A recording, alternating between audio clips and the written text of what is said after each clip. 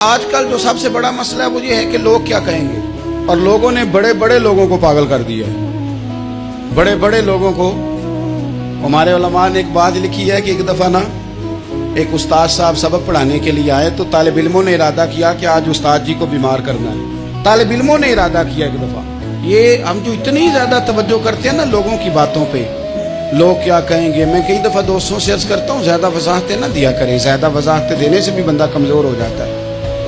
ہر وقت کا انداز وضاحتوں کا اور ہر وقت دفاعی محاذ پہ نہیں کھڑے رہنا چاہیے۔ کوئی ارادہ کر لیا لوگوں نے، طالب علموں نے، کہ استاد جی کو بیمار کرنا ہے، تو استاد صاحب چنگے بھلے اچھے بھلے صحت مند آئے، کلاس میں داخل ہوئے تو پہلا شاگرد کہتا ہے استاد جی خیر ہے، آنکھیں بڑی سرخ ہیں۔ چل دوڑ جا بیوقوف آدمی، بالکل ٹھیک ہوں، چل کلاس میں بیٹھ چل۔ تھوڑا سا آگے گئے تو دوسرا شاگرد، انہوں نے اب 10-15 نے ارادہ کیا ہوا تھا، دوسرا کہنے لگا خیریت ہے، بڑے کمزور کمزور لگ رہے ہیں۔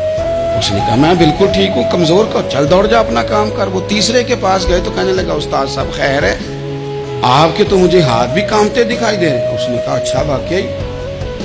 اب چوتھے نے بھی یہی بات کی، پانچویں نے یہی بات کی، تو آدھا گھنٹہ گزرا تو استاد جی کو سچ مچ بخار چڑھ گیا، تو چھٹی پہ چلے گئے۔ کیوں؟